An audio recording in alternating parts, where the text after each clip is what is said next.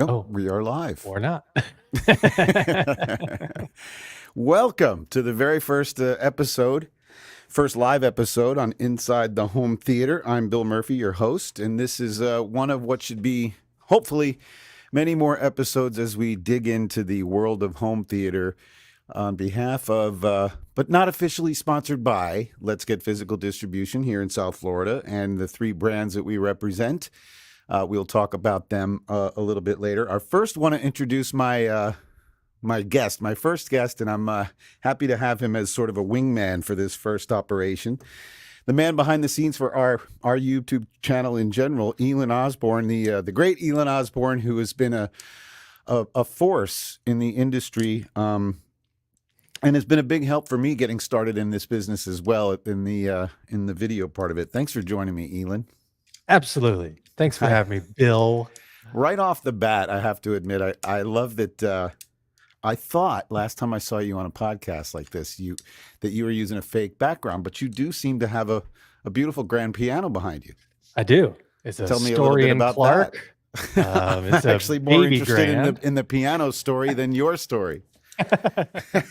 No, it totally makes sense. I mean, why not? It's actually an heirloom, passed down several generations. On my wife's side, it was her great grandmother's, I think, and then it got passed down to her grandmother, passed down to her mom, and then passed down to us. And you've got musicians in the home? Yeah. My daughters took piano for a couple years. Like we all did. Exactly. And then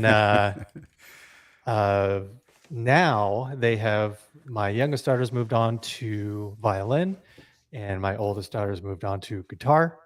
Just kind of checking things out, seeing what it's like. They like it so far. It looks beautiful in there then. Very kind of live room too. I'd love to throw a couple microphones on that thing.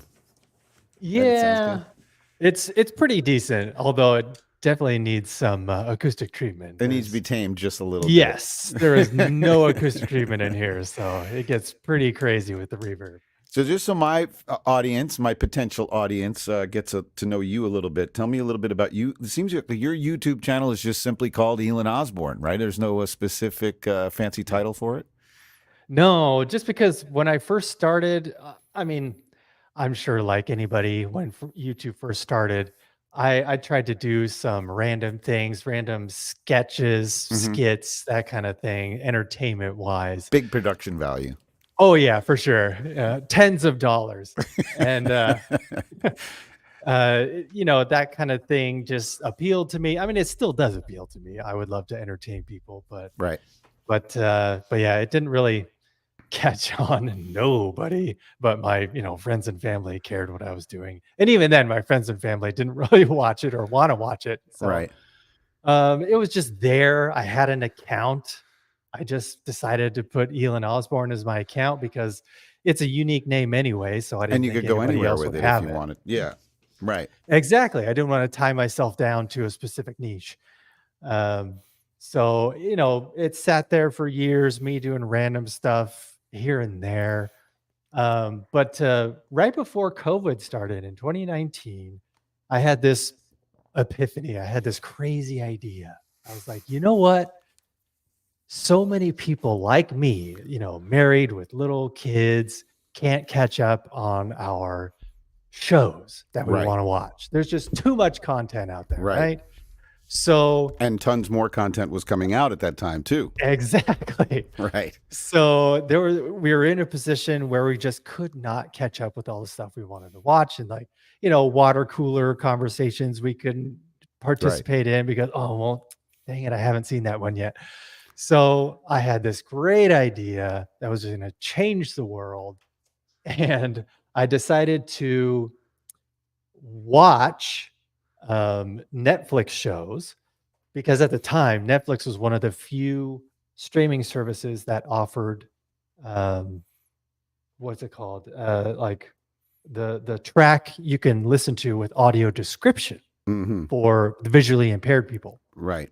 So that way I could watch it at work without actually letting anybody know you were. Yeah, right. I got you. Yeah. So I just popped in some earbuds and watched Netflix shows but I could follow along because the audio description would describe the action.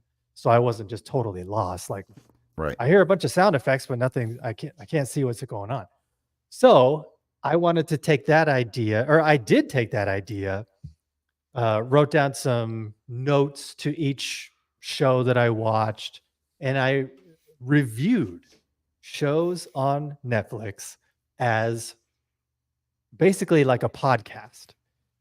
So I was like, well, this audio describe, because no audio describer is the same. Right. Some are really dull, some are lifeless, some are a little bit too much. So I would kind of comment on that. I would comment on the sound design, if it really translated from surround sound pared down to stereo, just listening to it on my earbuds. And then also like my favorite parts, that kind of thing. So I started with 10 because I wanted to give myself a buffer. So I put 10 episodes out all at once, and then just kind of allowed myself to record more as those 10 were being scheduled out. Got it. Yeah, right. And A lot of work. I can already feel how much work you were doing at that point. yes, Right. Already. because I also had this really like flamboyant, flashy style of editing back then. Mm-hmm. I mean, I kind of do that to a degree now, but it is way more tame than what it was when I first started. So the editing process took me so long. Right. Something that the viewer would see for 2 seconds probably took you 45 minutes to do. Exactly. I know how it is. I know how it is. Yeah. So So you have to wonder that. about the return on investment on that. you I know, like Right, I right. shot myself in the foot right out the gate. So I had one of those days today where it's like, is it really worth all of this preparation? But I think Right. it is. So Yeah, getting ready for this live stream. yeah, probably. just for this first episode, I don't even know if we're actually truly live right now. I feel like I know. maybe I should pull it up on my phone and find out. I know. I see the ticker in the corner, but Okay. you never know. That is, I guess I'm not positive that this software is communicating with my YouTube channel correctly, but I'm assuming it is. I hope I made all the connections. Fingers crossed. How did this? I guess I don't know if this is backing up a little bit or kind of continuing on what you were saying. How did your journey lead into your enthusiasm of home theater and then turning that into a sort of a franchise online? I've always been into music. I grew up in a musical family. My mother was a piano teacher and violinist, and my dad in our various church choirs. He was a very well-known tenor in our city that so we there's grew up even more in. music in your blood than I thought there was. Okay. Oh yeah, Gotcha. yeah. Music was definitely my first love when it came to audio in general. But even then, it was just playing music, listening to music, but also movie soundtracks in particular. Movie scores were like a religion in and of itself to me. I would listen to them religiously as I did homework in junior high and high school. James Horner was my first love. It really got me into film scores because when I was, I don't know, 5 or 6 years old, I was watching An American Tail, the animated feature that Steven Spielberg produced about the Mouskowitz family. And there's this really distinct violin motif that James Horner wrote. And even when I was 5 years old, it just struck something real deep inside of me. Like, I want more of this. I'm digging this. And yeah, my love for film Perhaps scores you missed your calling as a score writer. That I attempted to do, actually. Okay, good. Well, at least you gave it a shot. Yes, because I went to school for audio engineering back in 2009. I went to a conservatory in Arizona. And just because I knew I wanted to write music, but every time I attempted it before 2009, it just sounded terrible. Join the club. Yeah, I'm there too. Yeah. I'm a failed songwriter myself. Yeah, like why do songs on the radio and CDs that I'm listening to sound so much better? Right. Little did I know the whole recording process. So I at least got a foundation of recording arts and music mixing. So then I could take that and apply it to my own stuff and make it sound more professional.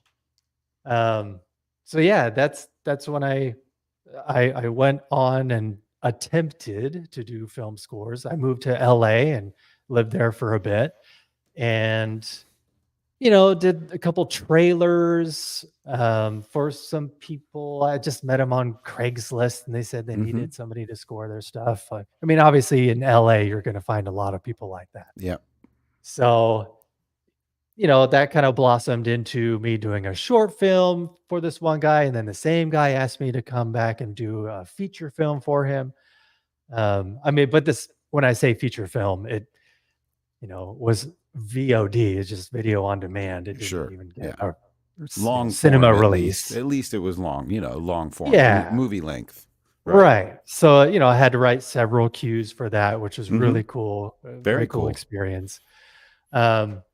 But yeah, then it never really took off because, I mean, like anything in the entertainment industry, it's who you know. Mm-hmm. And I really didn't know a lot of right people. place, right time, and it's a whole bunch of work followed by a whole bunch of nothing, and then it's believe me, I lived a similar kind of scaled down version of that life myself for most of my working career. But at least all of this stuff is fun, and you learn so much along the way. It's great that you got yourself spread out into that part of the business too. It's good to see the business from the other side, as well as what the consumers see. And I know that there's a lot of that goes into your work. I'll bring up a little anecdotal part of this story is that the reason I've stumbled upon you was when I originally put together my first home theater project. I was, scouring YouTube every night, getting advice on gear and building and designing and which receiver is better than this one. And I came upon your channel, and it was particularly the very first time I saw you on one of these. You were talking about Dolby Atmos speakers, and I had already gotten the 5.1 established. I was in,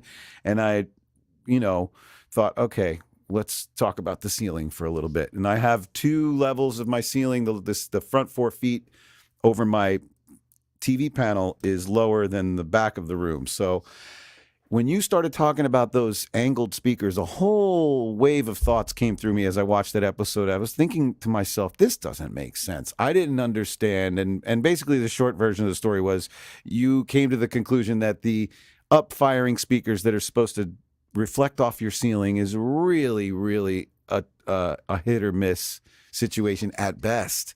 And even then, even in the best circumstance, I don't think it's going to come close to what ceiling mounted speakers or in ceiling speakers were going to do. And I actually was surprised, and I'm interested in your opinion on this, that Dolby even made that an acceptable format or method to listen to Atmos. What do you think about that?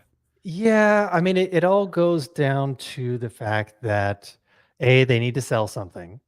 Right. They've got this new technology, but they realize that a lot of people are living in apartments, probably can't, make holes in their ceiling or mount something to the ceiling or mount something to the wall for that matter. So they're like, yeah, I mean, maybe we could at least get away with saying that it does bounce audio off the ceiling, and that's better than nothing. I mean, there's so many circumstances involved. The surface, the distance.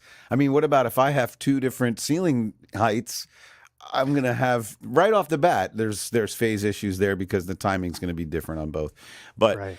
I don't know. It just seems to me like with such a prestigious product that Dolby is, and Dolby Atmos, even to be more specific, that they would allow that to be part of the picture and cheapen it. I guess it sort of relates to my beef with the term home theater. I think that got very loosened up back when you were a kid in the 90s. When they were selling these, you would put a tiny pair of speakers on your back wall and a little center channel speaker and do Dolby Pro Logic and, do all that and then call that home theater. And meanwhile, the whole system costs $350. And there's just no way that that's on the same level with the guy with the $50,000 actual home theater down the street. So Right. I guess the disparity kind of surprised me that they would actually consider that to be in the same category. But it was a great decision, and I went with ceiling mounted speakers, and I'm glad I didn't try that method of up firing speakers. What did it Yeah. sound like to you? Did you actually get it to sound like it was coming from four discrete places, or two, or whatever you did? I mean, at least two. If I had two in the front and two in the rear, so that way I at least had some semblance of Yeah. front and back as far as the sound stage Now is you sound concerned, or exactly like you imaging. did it in the review. That's kind of exactly how you stated it, and that's what I Yeah. appreciate about it. Is that that's why I wanted to start doing this, and I think you'll agree with me too on this. This is such a more palpable or more organic way of conveying stuff about products is to sit here and chat about it like we are. Like Mhm. I laughed today about the difference in delivery with you and I just talking about gear and our experiences, which we'll talk about our trip to CEDIA Mhm. and wrap that up later. But I think that really gets the message across a lot better than it does like when I was watching my presentation video. It's like, hi, I'm Bill Murphy, and here's our evolution, and here's Mag Theater. And it's like it's too much of a presentation when you Mhm. really want to get something that's from the heart and well, better felt. It's better that it's a casual conversation like this, and that's what I'm looking forward to. So, Yeah, me too. Because I mean, it's like I listen to Conan O'Brien Needs a Friend, his podcast a lot. great And one. he says that all the time in his podcast that, it's kind of like a sales pitch whenever he has the guest on for 6 or 7 minutes. Hmm. They got to do something real quick, spit it out. Maybe they got to promote something, whatever. But he loves doing his podcast now because he has an hour at least with these people and Yep, you're just not sit up down. against the break or anything like that, right? Yeah, Yeah, just yeah, talk right. and really get down to brass tacks. And yeah, it's I really like this kind of engaging conversation too. So, kind of looking forward to for the viewer out there and what our purpose here with this channel is. I mean, we are here to introduce you to new products. I want to do some reviewing myself of some products, do A/B comparisons on speakers and receivers like everybody else does. But I also just like to get into the nuts and bolts of this and why stuff sounds better. Maybe talk a little bit about music. I think generally speaking, and my message I want to get across is I don't know that if multi-channel high definition music is underappreciated in the home theater world when you put it up against movies. I think it's sort of a 90%, 10% thing in the industry, the Mhm. attitude is. And I think it could be more 50-50 because I think the benefit you get from hearing music in that form is even a bigger jump than going from Netflix to the lossless movies. That Mhm. video quality, the audio difference when you make that jump in music is just substantial, and it's I don't know, can't think of the right adjective for it, but it's staggering, I guess, is a good one because when Yeah, you hear you can hear a song you've heard for 20 years and all of a sudden hear it in Dolby Atmos, lossless, in a big expensive room that's well treated, and you're like, wow, I had no idea this song sounded like this, and mhm. you're seeing the full color picture of the classic painting instead of a copy of it. So that's kind of what True. my mission is here, is to do this, is to bring music into it. Yeah, I mean, I have to agree with you because, when it first became a thing, Dolby Atmos music, especially when Apple first introduced it on Apple There Music. was a big rush to get it out there, man. Yes, way too big of a It was a rush. And mess.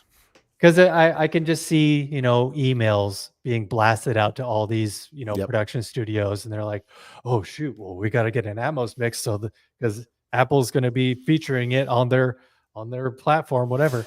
And yeah, they just put it through Right. an And Atmos up mixer, and I was hearing, even before I was experiencing Dolby Atmos, I was hearing stories about engineers that were getting called to do the Atmos mixes on these records. And I happen to know Mhm. Tom Lord Alge, who's mixed some really famous records over the years. And I had a brief chat with him about an album that he did years ago. I thought, oh, wouldn't it be great to do a 5-1 mix or an Atmos mix of that album? And he says, yeah, I wish there was more interest in it. Listen to the Blink 182 album that he actually produced and did the engineering on.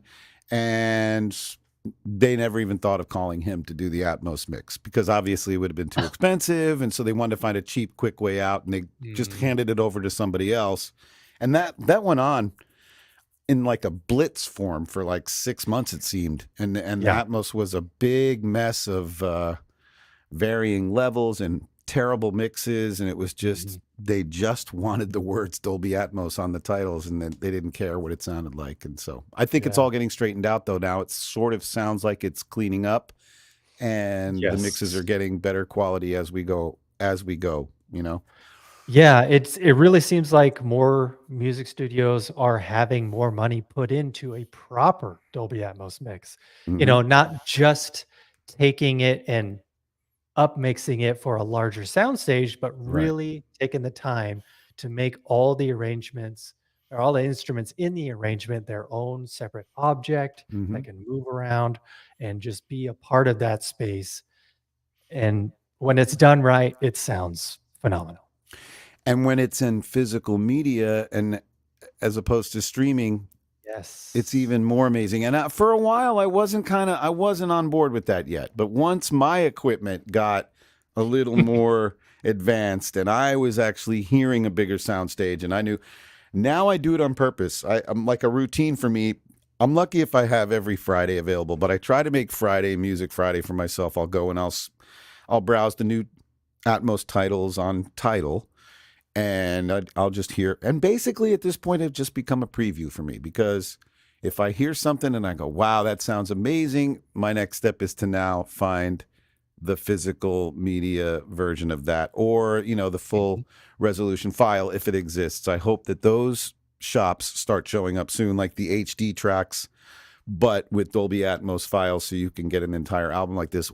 A story I heard, which was kind of disappointing, was that the new Atmos mix of Roxy Music Avalon by Bob Clearmountain was just released less than a month ago, Yeah. and it's streaming only.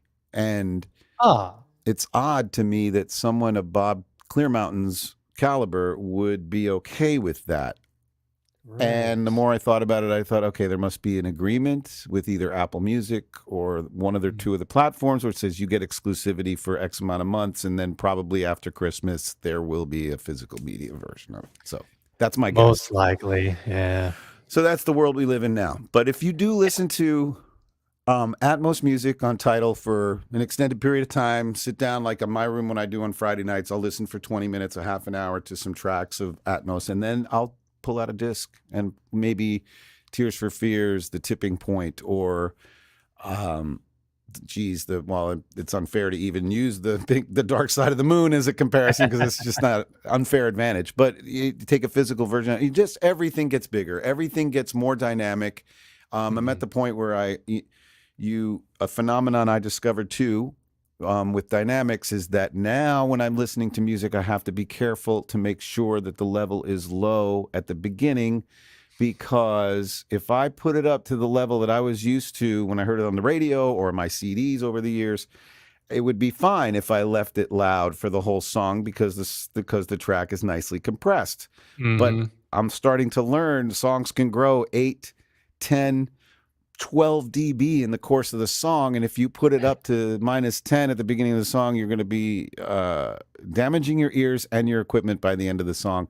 And then, Right. okay, well, I'll turn it down when it gets loud. But now you're doing what radio and compression was doing before anyway. So it's key. You have to learn to listen to the music the way it was produced. So you have to hear the Yeah. intro softly because that's the way they wanted to produce it. And it's that long term.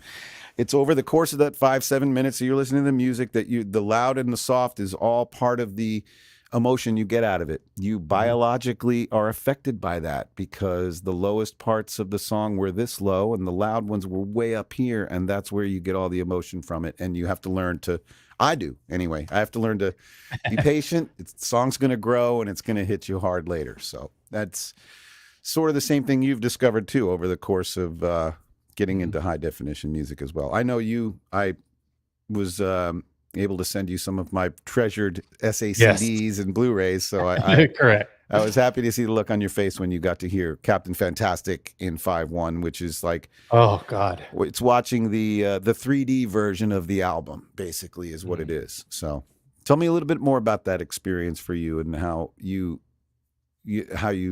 immersed into that music and what you're doing immersively with music these days lately.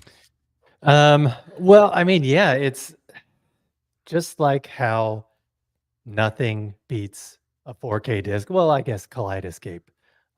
You know, Well, anything with all the data there, nothing is compressed. It's just going to sound so much better. right. I love it. That's why I'm still a huge 4K disc fan. And the same goes with physical media and music. I think if you watch Netflix or any streaming service over a period of time, and then you go ahead, I don't care. Even on cheap systems, you would probably notice this as well too. Then you go to a physical media version of what you just watched, and you'll be like, "Wow!" I think if you watched nothing but streaming over the course of a few months, you would never even notice that what you're seeing is subpar until you actually see the other side of it. So that's Yeah. that's what we're up Yeah. against So these days. that's why I like to live in both worlds because, these days you have to at least live in the streaming world to Yeah, some degree. absolutely. I mean, especially at night when me and my wife want to watch something, we'll just queue up hmm something on some streaming platform, of I'm course. guilty of it as well. I catch myself, browsing around at stuff late at night on my iPad, and I'll see, oh, this looks like a cool documentary, and I start watching. And then, meanwhile, 20 minutes into this movie, and I'm hearing that, oh wow, this is pretty well produced. I should go in the other room and watch this. So Right. here I am doing the thing that is the thing I complain about the most. I want to back up a little bit. You mentioned Kaleidoscape. Were you implying that? I was going to try to make this whole episode Kaleidoscape free, but no, Oh, I do. sorry. No, I do, and not to say anything bad about it. It's just that there's a clarification about one of our products, the Arvolution product, that Mhm. it gets confused with Kaleidoscape a lot when it's Uh, really not the same product. But anyway, right.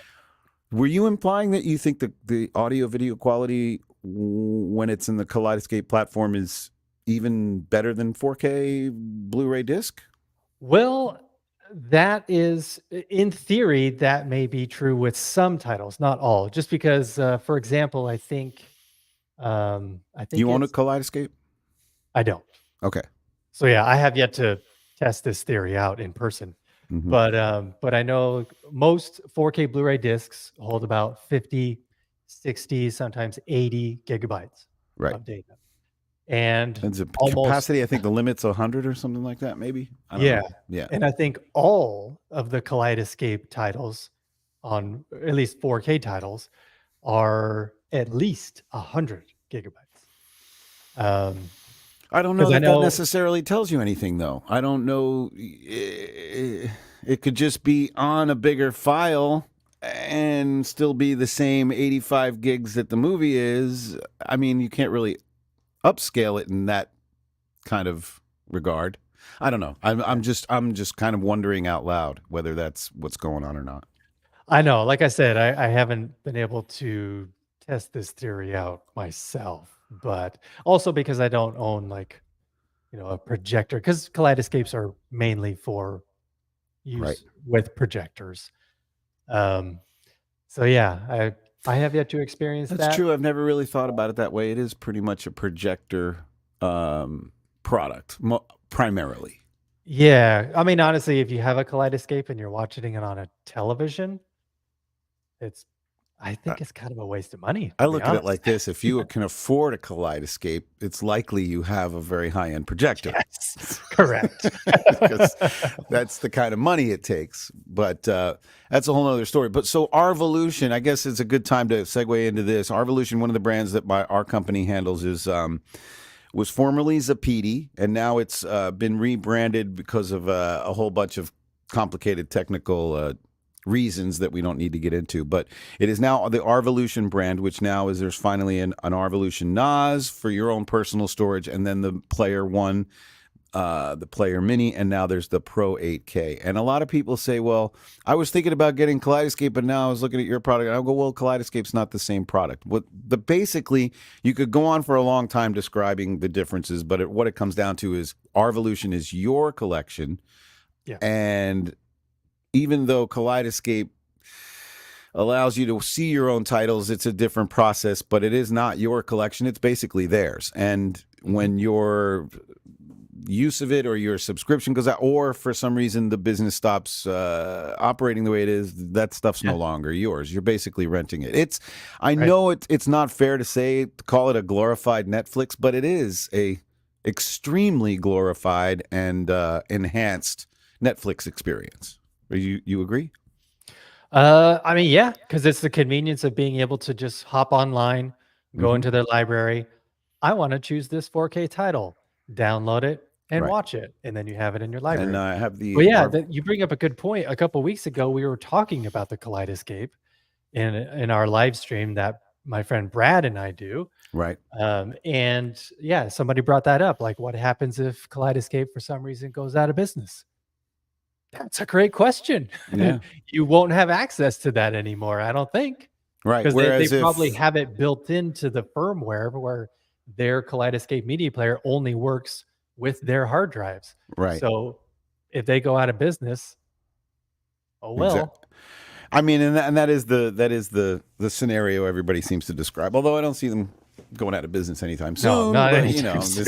It's definitely new products coming out, and it is the go-to product when it comes to the demos that we see in Yes. at these trade shows. And on that note, a great segue to go into CEDIA 2024, which we both attended. I hardly saw you because I hardly saw 10% of the show because I was so busy at my booth and there were so many other things going on. But what are your big takeaways from your first CEDIA, correct? Yeah, it was my first. I knew that I was going to be blown away by some home theater demos, and I definitely was. Um, I mean, you can't shy away from the fact that the Trenoff demo with the per listen speakers and the waveforming Incredible. based technology, unbelievable. But the whole room itself cost $1.2 million. I'm going to expect the best. I heard it cost them way over 5 figures to get it moved in there. Yeah. That's just to get their stuff moved in there. It's just crazy.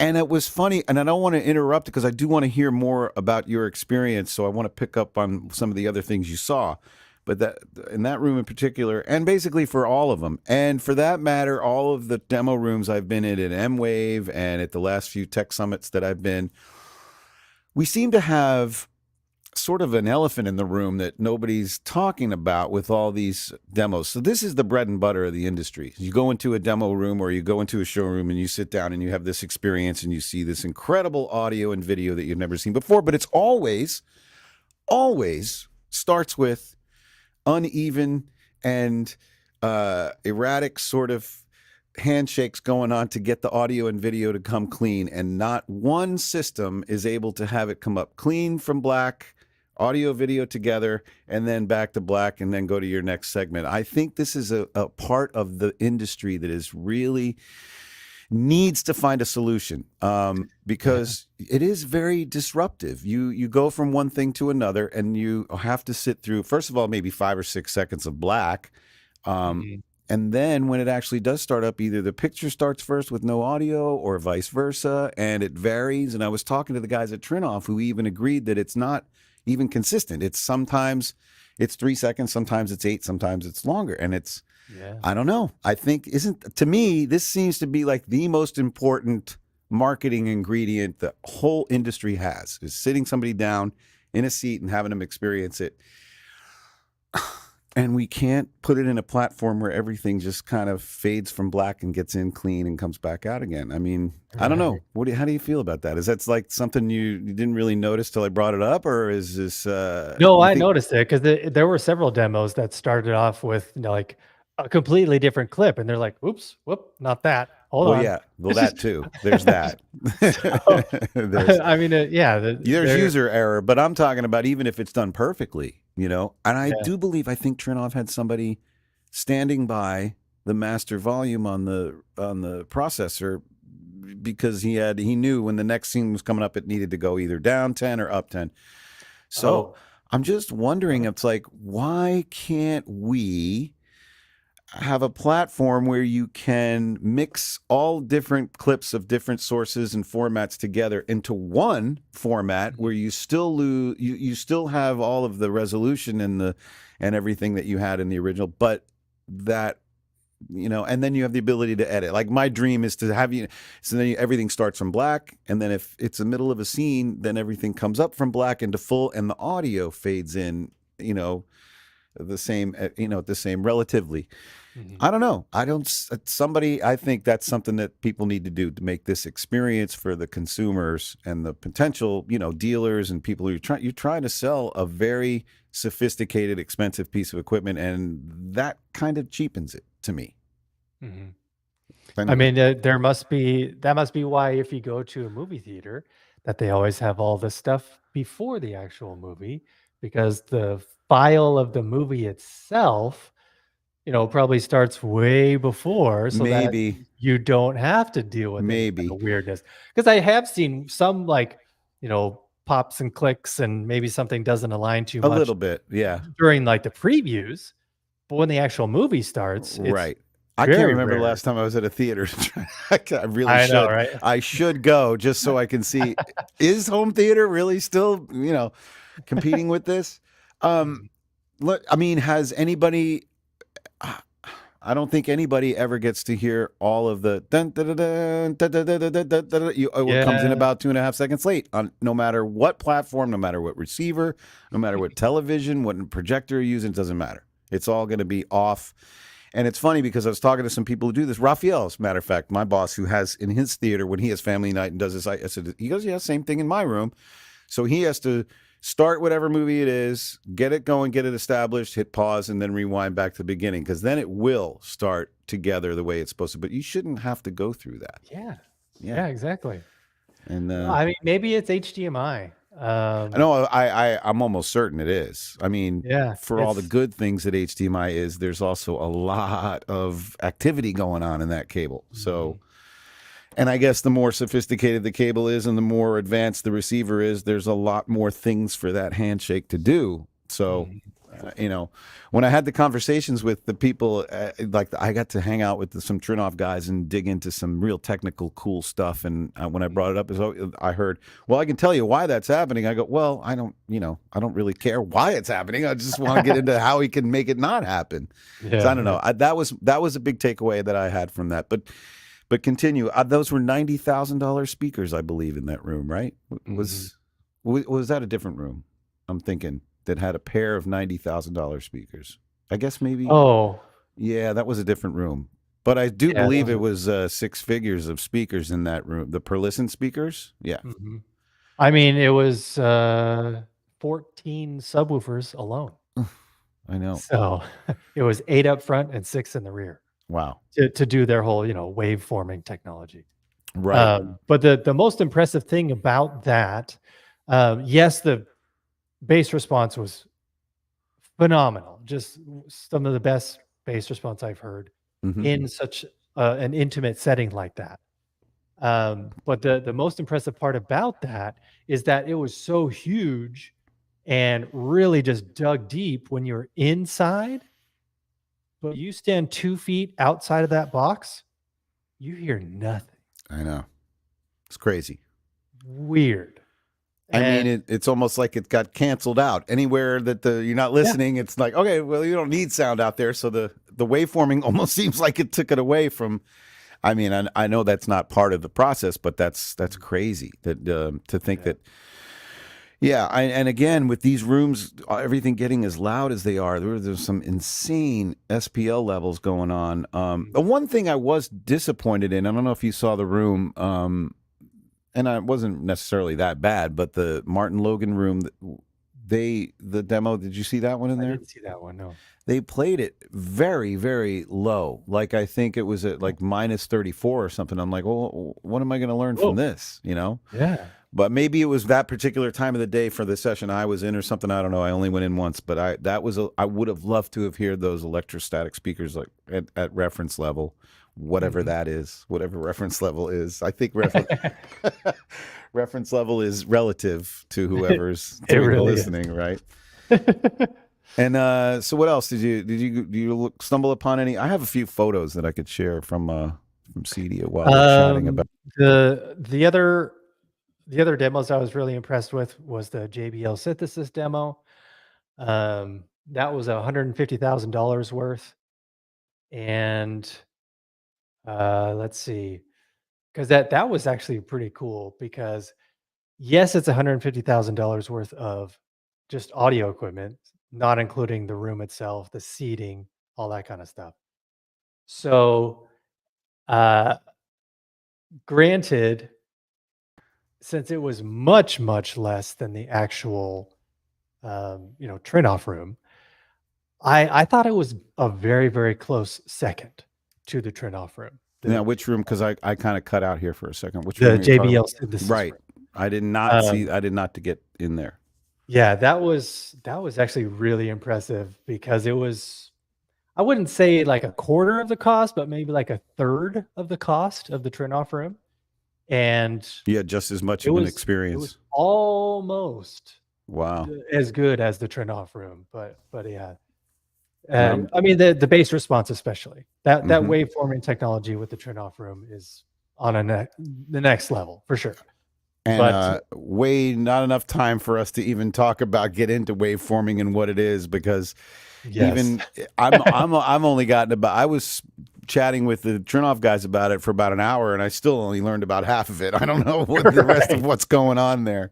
It's Yeah. very interesting. This is let me see. I got a couple of photos I could share with. I'm gonna need my glasses for this. Um, oh yeah, there's the lovely. Oh, is that Red Rocks? Red Rocks Amphitheater. So sad. Such a tease. I got to see it for the first time, but there was nobody playing, so we just walked Oh, around it.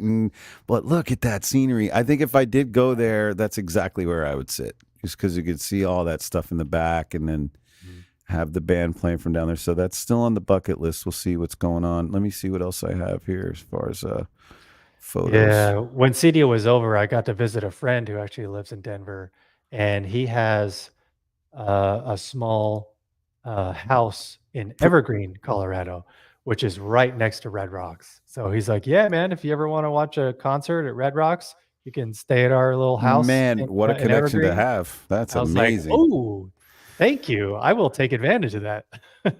I had all these photos queued up in here, and then for some reason I accidentally deleted them. So I got to try to pull them back up again. Yeah, this is us with proof that we went up on this mountain, did some hiking there. Right, that's right next to Red Rocks, and there was actually a sign on the beginning of the path that said there was a lot of wildcat activity that day, or mountain lion activity. That's what it was. And to be careful and make a lot of noise if you see one. That was what they were telling us to do. So luckily, none of them were around.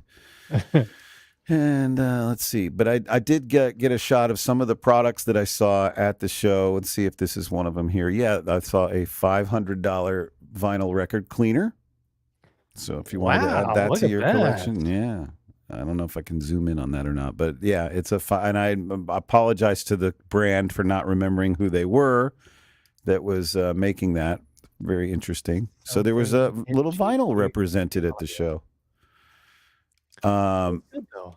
this was one of the guys that's doing an outdoor solution where you have this retractable television that goes behind the fake fireplace there, Oh yeah. but it actually does seal it when it's in there. So when it does close, because even some of the most elaborate outdoor systems out there, you're still gonna over the course of time you're gonna get some moisture and damage, and you're replacing panels all the time. This one does close all the way and seals it, and is will keep Wow. your television going for a long time. And they even make a special bright panel for this as well. And I'm Yeah. sorry, I'm not remembering this brand as either.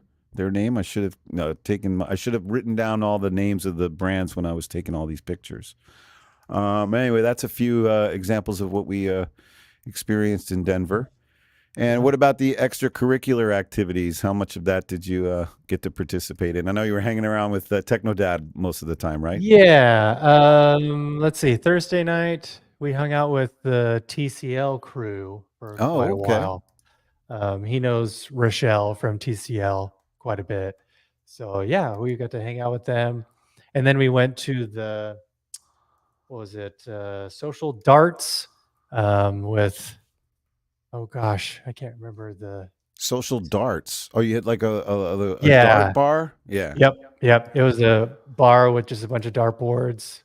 So that was pretty fun. We got a couple of really close dartboard games going on with some just total strangers. It was Right. really fun. But I, I do got to show you this. This was the sunset as I was approaching Denver because I did drive all of our stuff from Fort Lauderdale to Denver, and that's something I'll never do wow. again. So I got to see this sunset like 3 times because when you're driving on the mountains, it sets and then you go higher again and you can see it again, and then Right. so I got to see several sunsets. And if I don't know if you can't see it clearly on here, but the Denver the sort of the silhouette of the skyline is back there as well. It's pretty cool. Yeah, yeah. I see the buildings. As I dangerously put my phone on my dashboard and take a picture while I'm driving. Hey, So, it looks like there's nobody there. There's nobody no, in there front wasn't. of It you. was. It's all right. Picked a good time to drive that part. So I did take a couple of interesting shots while I was at Red Rocks in the lobby. It's sort of a museum there where you kind of they have what they've done is they've displayed some of the schedules from over the years on who played. So they have different years. Like in Oh, yeah. 1967, they only had 8 shows there, and Simon and Garfunkel. Let's see, the Mamas and the Papas. Could you imagine? And then 1968, Peter, Wow. Paul and Mary, Henry Mancini, Herb Alpert, Aretha Franklin, the Smothers Brothers, and Jimi Hendrix. September 1st and Oh, 68 at Red man. Rocks. Man, just like crazy cool stuff. I mean, it just the history in that place is just palpable. You can feel it. Wow. Is this the same one? And here's one again. Smothers Brothers. Right. Wow. And then you go to 1973, and this is when it really started kicking up. Carole King. There's some good ones. Judy Collins, Seals and Crofts, Helen Reddy, Bette Midler, Denver Symphony Orchestra. And then look, I noticed that they've had every year they have an Easter sunrise service on Easter Sunday, which got to be very, very cool. I'll bet that's a beautiful experience. Yeah. Just to see the sun come up on those rocks like that. Unbelievable. Yeah, an excuse to be there in the morning. Right. Mhm. This is really what that is. But yeah, so that's kind of what happened in Denver. So I would after you've talked about these demo rooms and after all the stuff we did out there, it's really I'm anxious to get this Mag Theatron brand out. I have now got in this room. I'll bring up the lights in here a little bit, and maybe I don't know if you'd be able to see what's going on in here, but I do have these Mag Theatron speakers. And another thing that happened while I was out there. So our company, for those of not familiar, we are distributing a brand called Mag Theatron, which is a subsidiary of Mag Audio. They've been making commercial cinema speakers for decades, and they started a Mag Theatron, which is the home theater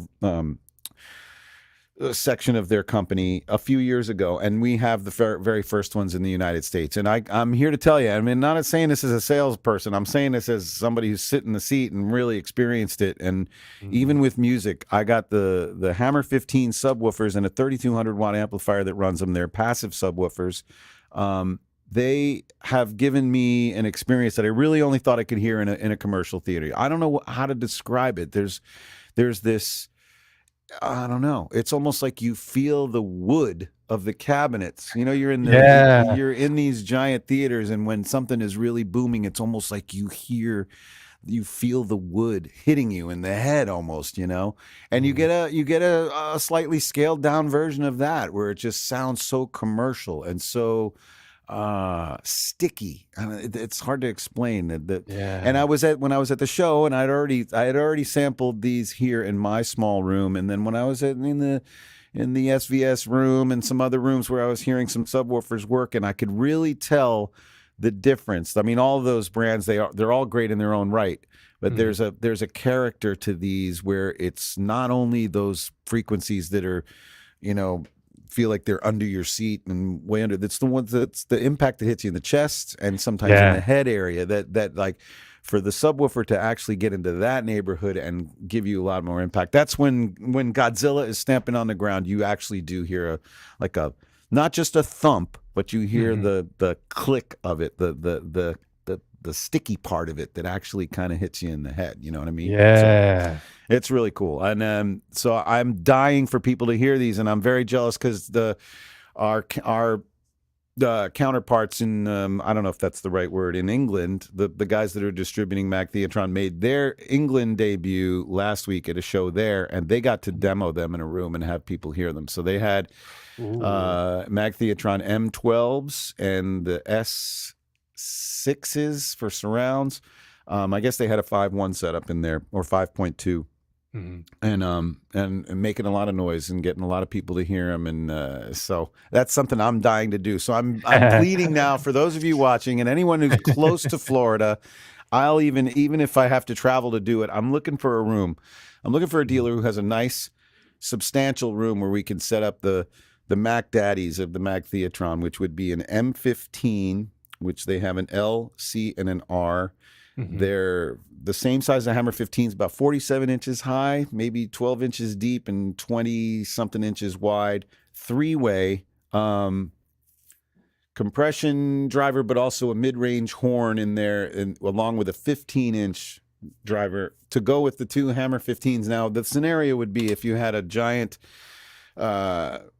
screen with the acoustically transparent screen and enough space behind it to get all 5 of those in there behind your screen. Now you're basically creating a commercial theater in your own home theater. And just I mean, I can't even imagine. I have a small scaled down version in here now. I don't have the ceiling speakers yet, but I have the M8 which can be mounted. Let me show you pictures of these as well somewhere so I can show people while they don't have to look at our faces while I'm talking about this. They can actually see the product. Did I actually get, let's see, where's Mac Theatron here? Is this going to be one of them? It's right there. Oh, no, it's not. That's not popping up. That was the other thing I discovered, that you can't do JPEGs on here. You have to do PDFs. Do you know? Really? Yeah, I couldn't upload. No. Yeah. That can't be right.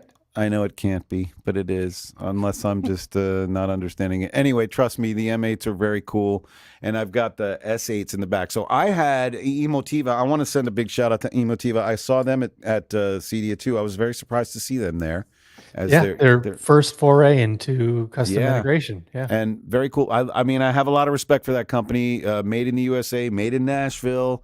I mean, it's and a good group of guys that are real music lovers and everything, and I love them. And that was really got me started. But my whole system in here was 5 1/4 drivers. So it was the Airmotif T0, I guess. And then once you go up, you can get to 6-inch with them.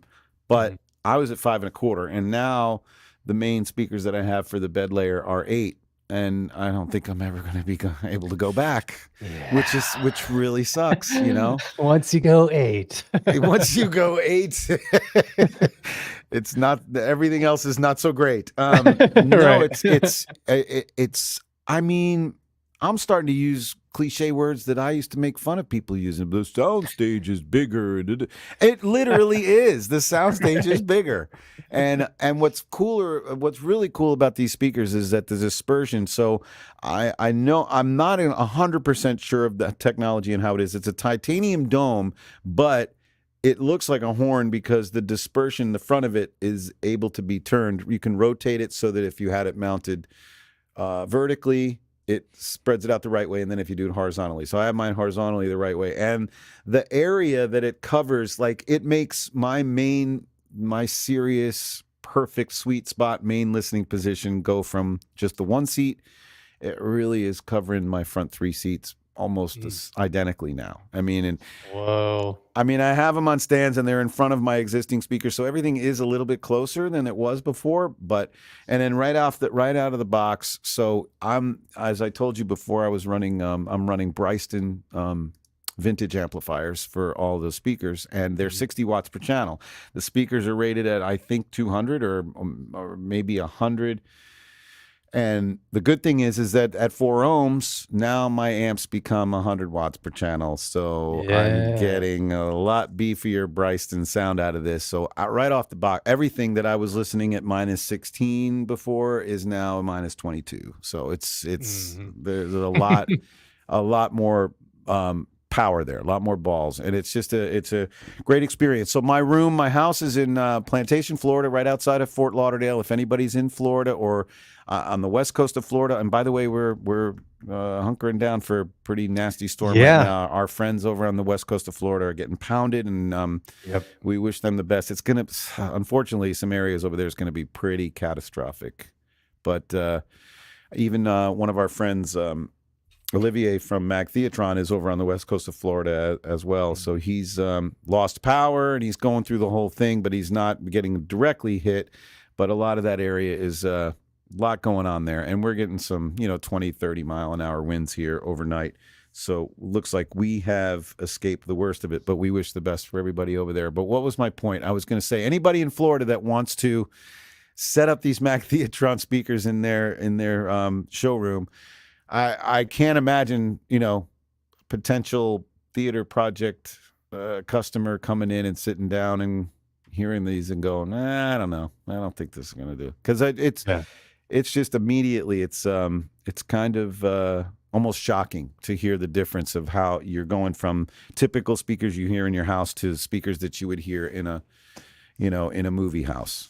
And because a lot of the same technology used in the Mag speakers go into the Mag Theatron. Yeah, so I think it's just a matter of trying. What they did well was try to make things, because the equipment in the commercial theaters is just massive. It's just So the trick was to get them into smaller packages to sound, along the same way. And, there have been other brands that have done it too, but I just think that Mag Theatron's really gotten it correct. And it's funny because the reason they're called Mag Audio is because they originally started out as a magnet company. They were the biggest magnet manufacturer in Europe, from what I understand. And then you think, oh, okay, magnets are kind of an important part of a speaker. So they decided to get into the speaker business. So that's Mag Theatron. So that's part of the goal from this episode, was to sort of, tell my friends in the industry and the dealers that we work with and people that are just hearing about this that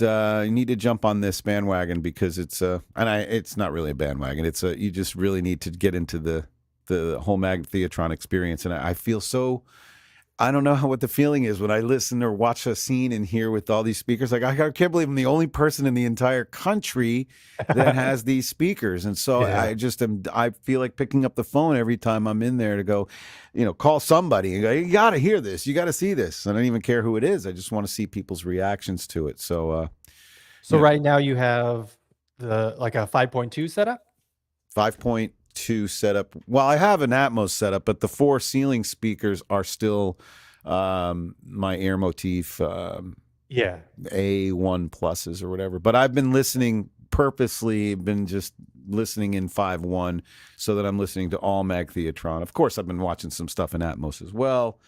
But let me boost up the lights in here so you can kind of see what's going on in the back. I had the subs by themselves with the Airmo and with the Emotiva speakers. That was another thing that it was an observation I made, and I learned that if you've got high quality subwoofers, and more importantly, you've got good bass management on those speakers, that the rest of your speakers all sound their best at that point. And that's what I realized. Wow, this is how great the Emotiva speakers sound.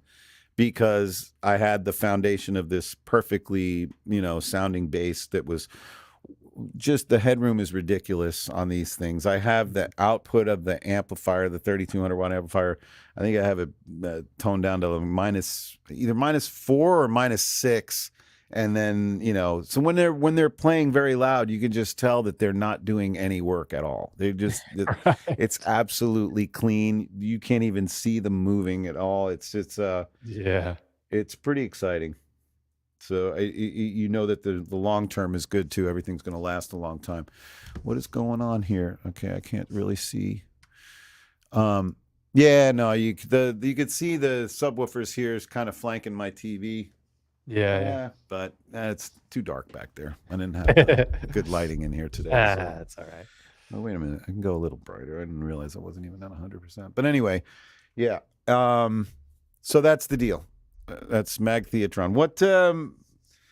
What have you been reviewing lately? And talking about that you think is a hot item or a trend that's going on in home theater? I guess it ties into what you Well, took out of CEDIA as well. But what's the future look like, and what are you getting excited about?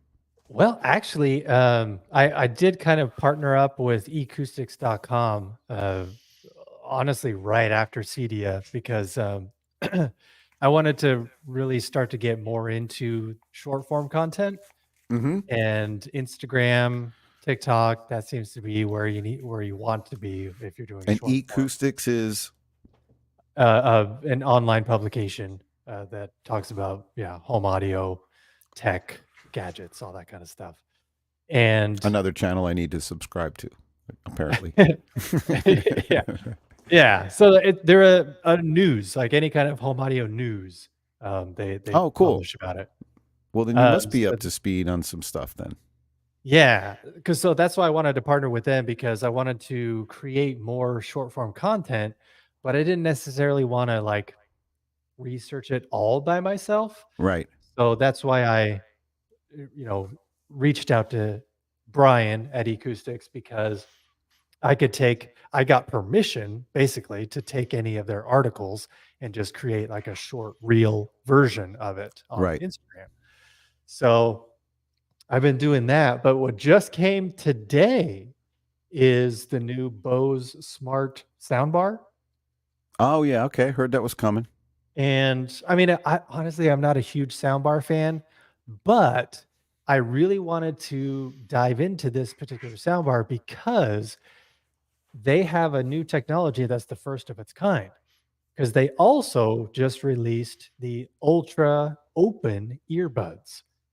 So they're an open style. So it kind of rests in your ear and then kind of attaches to your ear. So it kind of looks when I put them on, it kind of looked like I was a pirate, Oh with wow. Okay. big old earrings, So it's Wow. not the kind that go in your ear, they just kind of attach to your ear. So you can still hear your surroundings, or no? Exactly. You can. Because those earbuds pair with the smart soundbar, and the earbuds are now your surround speakers. Oh wow.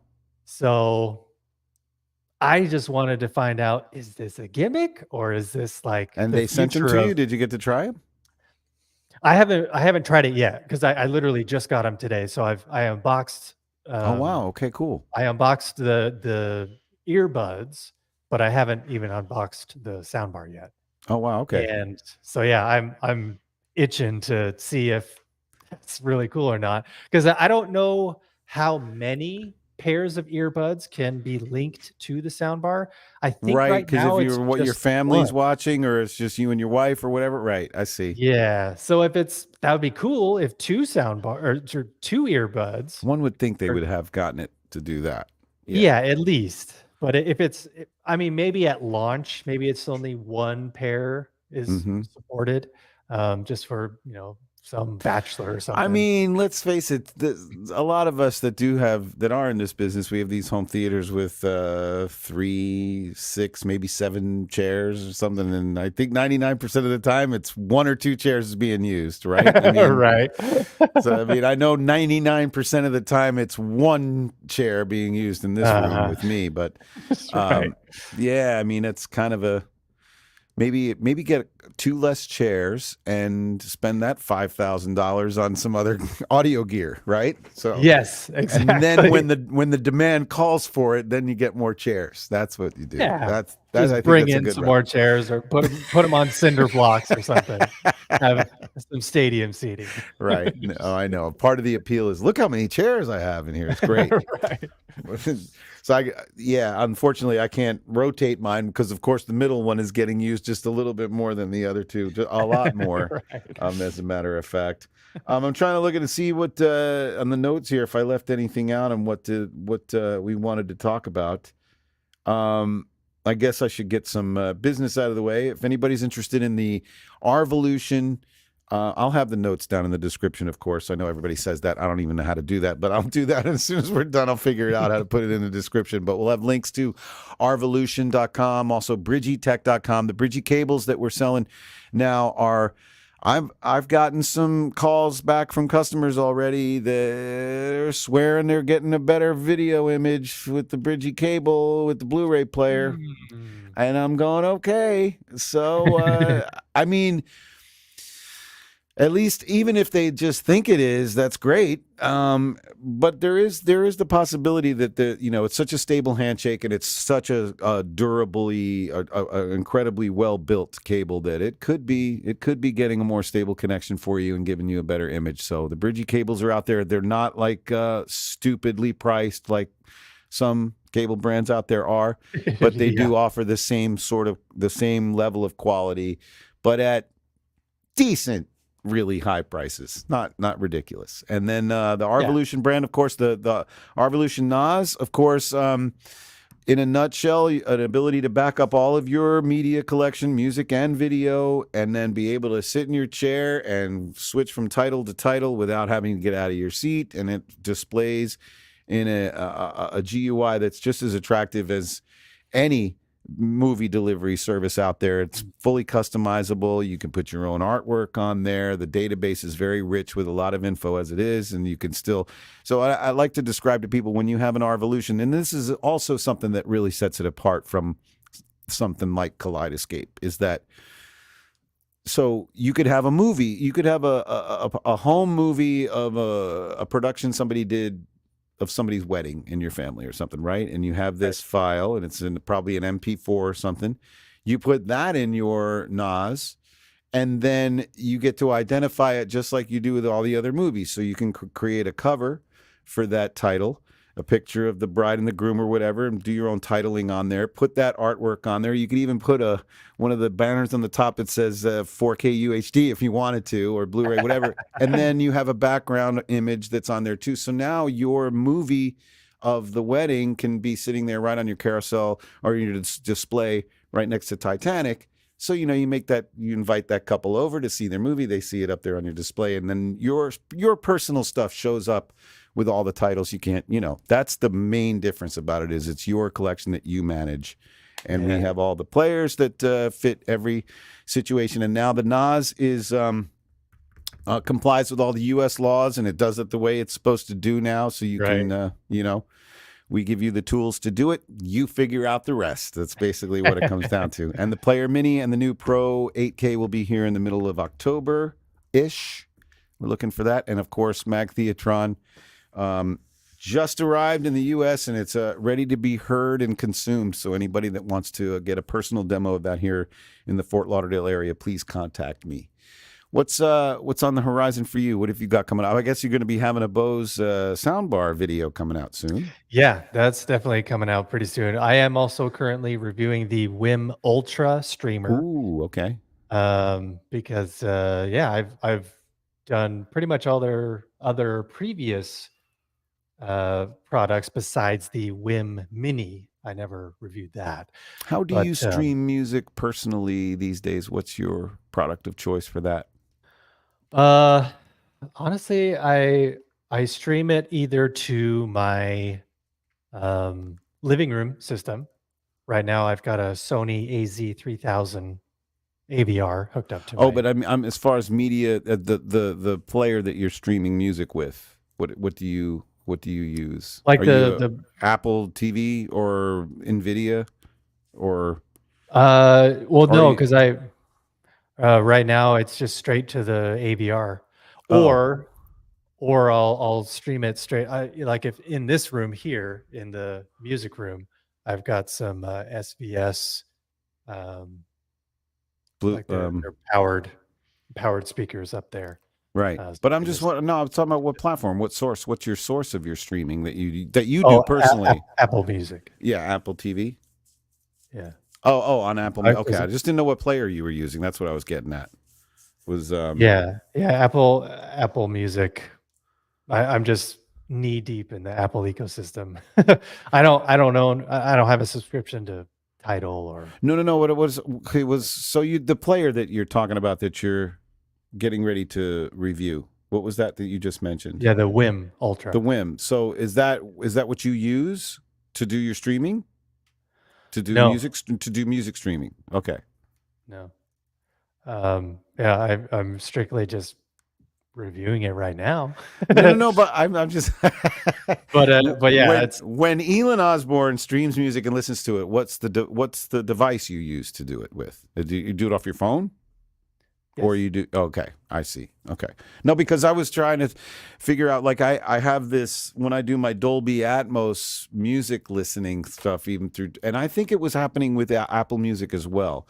I was using the Apple TV 4K player, and every time you go to play an Atmos song, it would miss the first couple of sort of like the movie thing we were talking about. It wouldn't get the Mm, file engaged right away, and you'd yeah. miss the first 2 seconds of a song. I mean, that's not, you're not hearing the whole song. Again, you could go into the song and then rewind back to the beginning to hear the beginning, but you shouldn't have to do that. So Apple, Yeah. what I found out was Apple TV 4K is not able to do that, and the NVIDIA Shield TV Pro does. So I switched from Apple TV 4K to the NVIDIA Shield, and it does that process the way it's supposed to be done. I don't know what the glitch is or why Apple doesn't do that, even with Apple Music. So that's just something out there in case anybody's experienced that and you want to make sure that operation is seamless. The NVIDIA Shield does it correctly. That's where I was going with that, because I was curious to see. It's just like it's Dolby Atmos music is a wonderful experience, but it seems like, if you're a newbie to it, or if you're just getting into it, it's a little complicated to make sure you get the right settings, the right player, listen to it the right way, and of course have the right Dolby Atmos speaker setup. But that's something to be aware of. So In my dedicated theater, I have an Apple TV 4K. I guess that's what I was getting at. Okay. Yeah. So you have several different listening environments in your home. Yeah, the music room, the vintage record player that the WIM Ultra and a couple of Aperion audio speakers are currently sitting on.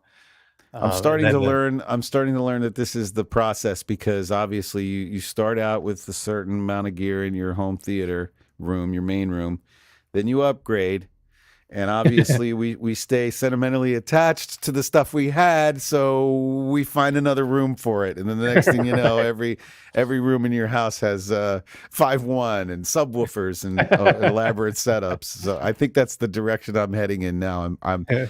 I'm definitely in the deep end of this pool of home theater, and I have you to thank for it, for getting me into it and helping me in the process along the way. You're welcome.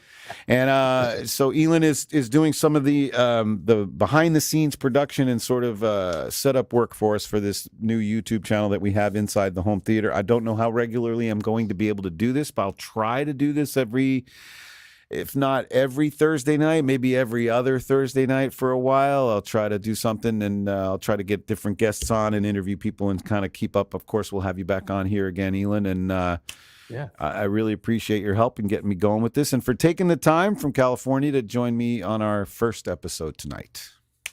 Absolutely. I mean, we didn't even get to talking about you and your We don't career, have to. We so- don't have to end now. I mean, it's not like we're up against the break. We got to get going. I just didn't want to. Actually, I'm worried about you being up late. I'm 3 hours later than you are, so I'm not. I mean, Yeah, my girls are going to bed right about now, so yeah. You gotta have that Tuck 'em quality in. time. No, we can save that for another time. I think. I mean, in a nutshell, we were going to talk about how my path led to home theater, and it's sort of along the same lines with you. I think mine started when I was like 8 or 9 years old, or maybe 10.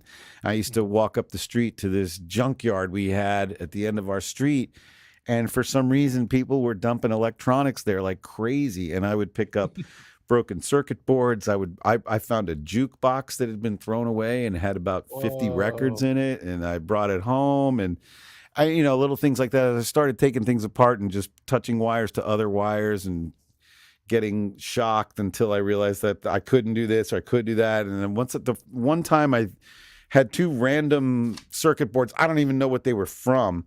And I took 9-volt batteries and touched them to different parts of the circuit board. And all of a sudden I heard a radio station. So I was like, wait, what's going on here? So I think that was the moment where I thought, I think this is the kind of stuff I want to mess with, So Yeah. that started. And then a radio career, along with being in bands and producing music along the way. So I sort of was gathering all this data to be used later on in the home theater business, because all of it is relevant now. All mic placement, because you learn about how things are recorded and thereby. So then when you listen to something in high definition and hear the true playback of it, you understand more about how that was done.